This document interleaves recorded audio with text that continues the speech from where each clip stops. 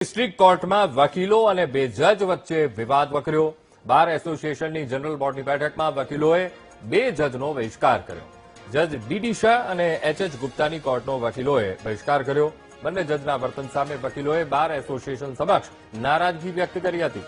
બંને જજની કોર્ટમાં ચાલતા કેસમાં પક્ષકારોને નુકસાન ન થાય તેવી સ્થિતિ રાખવા ડિસ્ટ્રિક્ટ જજને રજૂઆત કરાઈ।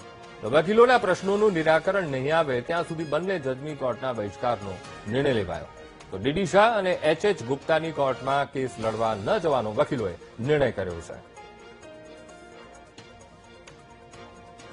બાર અને બેન્ચની એકતા જળવાવી જોઈએ। હાલ જે ઠરાવ થયા છે ડીડી શાહ મેડમ અને ગુપ્તા સાહેબ એનું વાણી વર્તન અને એટલું બધું ખરાબ હતું કે જુનિયર એડવોકેટો એની કોર્ટમાં જાતા બીતા અને કોર્ટ પોતાની માલિકી હોય પોતાની હોય એવું વર્તન રાખીને કોર્ટ ચલાવતા જાણે વકીલોને ભિખારી સમજતા કે ભીખ માંગવા આવે છે। વકીલો ન્યાય માટે છે છતાં ભિખારી હોય એવું વર્તન કરતા।